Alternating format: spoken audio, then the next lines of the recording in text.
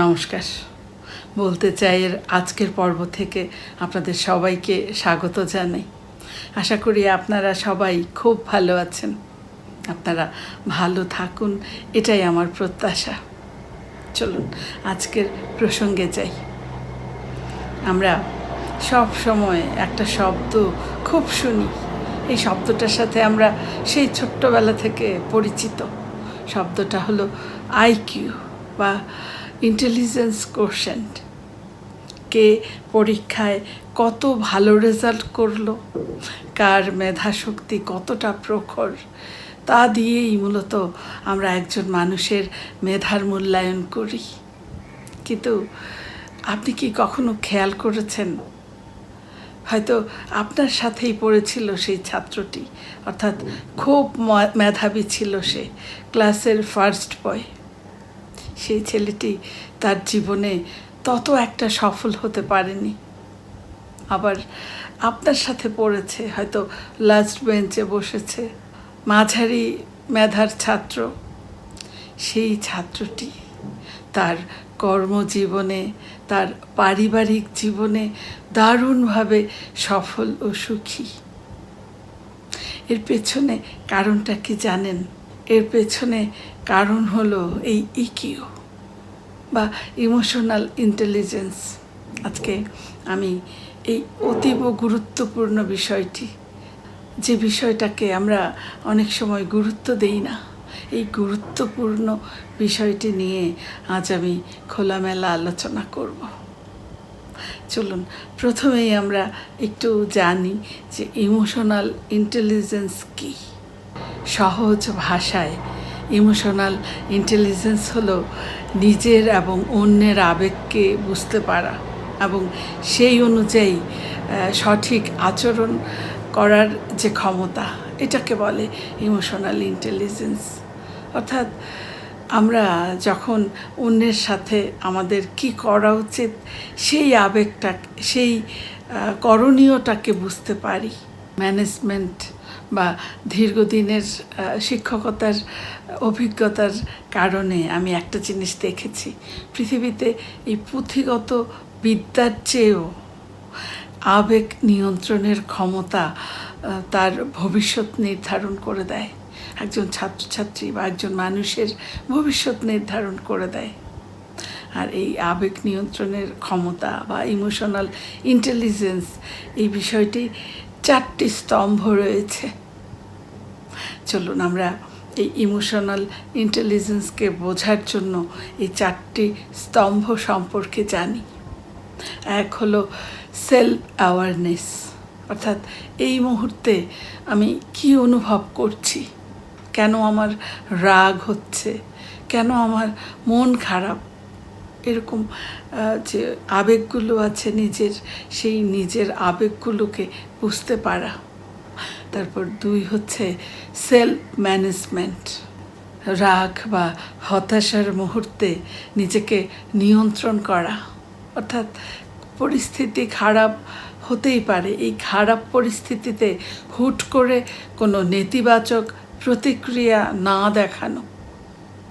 3 নং স্তম্ভ হচ্ছে সোশ্যাল অ্যাওয়ারনেস, অর্থাৎ অন্যের আবেগ বুঝতে পারা, যেটাকে আমরা বলি এমপ্যাথি। অর্থাৎ সামনের মানুষটা এই মুহূর্তে কী ভাবছে, তার মানসিক অবস্থা কেমন, এটা অনুধাবন করতে পারা। 4 হচ্ছে রিলেশনশিপ ম্যানেজমেন্ট, অর্থাৎ নিজের এবং অন্যের আবেগ বুঝে সম্পর্কগুলোকে সুন্দরভাবে টিকিয়ে রাখা এবং যে কোনো মতবিরোধ দেখা দিলে সেটাকে বুদ্ধিমত্তার সাথে সমাধান করা। এই যে এই ইমোশনাল স্তম্ভগুলো নিয়ে আমি কথা বললাম, আমরা যদি এটাকে অনুধাবন করতে পারি এবং আমরা আমাদের জীবনে এটার প্রয়োগ করতে পারি, নিজেদের মধ্যে এই গুণটাকে বাড়াতে পারি, তাহলে আমরা জীবনে খুব সহজে সফল হতে পারবো। চলুন দেখি আমাদের জীবনে এই ইমোশনাল ইন্টেলিজেন্সের কী গুরুত্ব রয়েছে।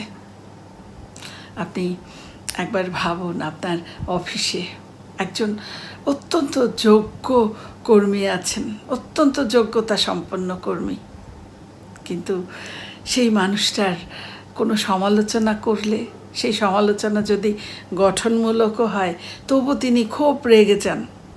সেই মানুষটার সঙ্গে অফিসের অন্য যে সহকর্মীরা আছে কারো সঙ্গে ভালো সম্পর্ক নেই, তাহলে সেই মানুষটি কি তার কর্মজীবনে উন্নতি করতে পারবেন? নিশ্চয়ই নয়, কোনোদিনও পারবেন না। অর্থাৎ এই যে মানুষটা, এই মানুষটা মেধাবী, অনেক মেধাবী, কিন্তু তার মধ্যে ইকিউ কম, এই কারণে মানুষটা সামনে এগোতে পারছে না। ঠিক তেমনি আমাদের পরিবারেও একই পরিস্থিতি। আমাদের প্রত্যেকের পরিবারে ভিন্ন মতের মানুষ রয়েছে। সেখানে যদি আমরা নিজের জেদ ধরে থাকি, নিজের জেদটাকেই শুধু বজায় রাখি, অন্যের কথা মন দিয়ে শুনি না, অন্যের কথাকে গুরুত্ব দিই না, তাহলে আমাদের পরিবারের মানুষ যত আপন হোক, আমাদের মধ্যে দূরত্ব বাড়বে। কিন্তু যার ভেতর এই ইমোশনাল ইন্টেলিজেন্স বেশি, তিনি জানেন কখন চুপ থাকতে হবে, তিনি জানেন কখন মন দিয়ে কথা শুনতে হবে আর কখন নিজের কথাটা বুঝিয়ে বলতে হবে। এটা একজন ইমোশনাল ইন্টেলিজেন্স বেশি থাকা মানুষটা ঠিক জানেন।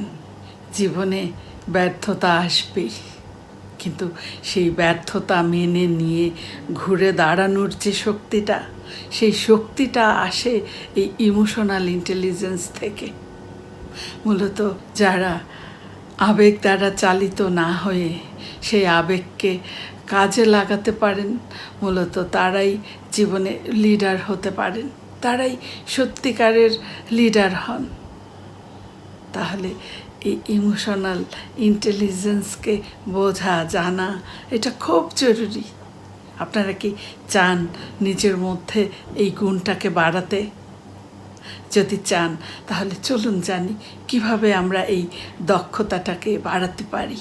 ভালো খবর হলো, এই আইকিউ জন্মগত হলেও এই ইমোশনাল ইন্টেলিজেন্সকে আমরা যে কোনো বয়সে চর্চার মাধ্যমে শিখতে এবং বাড়াতে পারি। চলুন পদ্ধতিগুলো জানি। আপনি প্রতিক্রিয়া দেখানোর আগে থামুন। অর্থাৎ যখন কোনো ঘটনা ঘটবে, যখন খুব রাগ হয় আমাদের, যখন কেউ আপনাকে কটু কথা বলে, আপনি সাথে সাথে উত্তর না দিয়ে একটু থামুন, কয়েক সেকেন্ড আপনি থামুন, লম্বা শ্বাস নিন, আপনি একটু ভাবুন এই যে প্রতিক্রিয়া, এই প্রতিক্রিয়া দেখানোর পর আসলে পরিণতি কী হবে, সেই পরিণতি নিয়ে আপনি কয়েক সেকেন্ড ভাবুন। তারপর আমরা যেটা করতে পারি, মন দিয়ে শোনার অভ্যাস করতে পারি। আমরা অনেকেই আমরা কথা শুনি তার উত্তর দেওয়ার জন্যে, অর্থাৎ সামনে থাকা যে মানুষটা কথা বলছে সেই কথার পর আমাদের উত্তর দিতে হবে, শুধু উত্তর দেওয়ার জন্যে আমরা শুনি। এটা না করে সামনে থাকা মানুষটা এই যে কথা বলছে, তিনি কি বোঝাতে চাইছেন সেটা বোঝার চেষ্টা করুন। এতে করে সম্পর্ক মজবুত হয় এবং আপনার এই যে ইমোশনাল ইন্টেলিজেন্স এটা বৃদ্ধি পাবে। তারপর আপনি নিজেকে অন্যের জায়গায় রাখুন। আপনার সামনে থাকা মানুষটা বা আপনার আপনজন, পরিচিতজন কেউ যখন কোনো ভুল করে, তাকে সরাসরি আক্রমণ না করে আপনি একবার ভাবুন যে এই পরিস্থিতিতে আপনি থাকলে কি করতেন, এটা একবার আপনি চিন্তা করুন। তারপর আমরা যেটা করতে পারি, আপনি সমালোচনাকে গ্রহণ করতে শিখুন। আমাদের অনেকেরই এই বিষয়টা আছে। কেউ যখন আমাদের বিষয়ে কোনো কথা বলেন, আমাদের ভুল ধরিয়ে দেন কিংবা কোনো সমালোচনা করেন, সেটা যদি গঠনমূলক হয় আমরা সেটা মেনে নিতে পারি না, আমরা রাগ করি, আমরা রিয়্যাক্ট করি। আপনি একটু ঠান্ডা মাথায় ভাবুন, এই যে সমালোচনা, এখান থেকেও আমাদের শেখার আছে। তাই কেউ আপনার ভুল ধরিয়ে দিলে আপনি ডিফেন্সিভ হবেন না। আপনি সেখান থেকে শেখার চেষ্টা করুন। এই যে ভুলটা আপনি বুঝতে পারলেন, এতে আপনি নিজেকে সংশোধন করার একটা সুযোগ পাবেন। তাই আপনি এই গঠনমূলক সমালোচনাকে এটা ইতিবাচকভাবে দেখুন। আবেগ আমাদের জীবনের খুব সুন্দর একটা অংশ, কিন্তু এই আবেগ যেন আমাদেরকে অন্ধ করে না দেয়, এবং সেদিকে খেয়াল রাখার দায়িত্ব আমাদেরই। আমরা যদি আমাদের এই আবেগের যে লাগাম সেটা ধরতে জানি, তাহলে আমাদের সম্পর্কগুলো আরও সুন্দর হবে, আমাদের চারপাশের পরিবেশটা আরও সুস্থ হবে। আপনার জন্যে রইল অনেক অনেক শুভকামনা। ভিডিওটি শেষ পর্যন্ত দেখার জন্যে অনেক অনেক ধন্যবাদ। কেমন লাগলো আজকের আলোচনা জানাতে ভুলবেন না। আপনার কোনো অভিজ্ঞতা, মতামত কমেন্টে লিখে জানান। যদি ভালো লাগে একটি লাইক দিন, শেয়ার করে ছড়িয়ে দিন আপনজনের মাঝে। সাবস্ক্রাইব করে বলতে চাই পাশেই থাকুন। আবারও আমি এমন কোনো ভাবনা নিয়ে ফিরে আসবো আপনাদের মাঝে।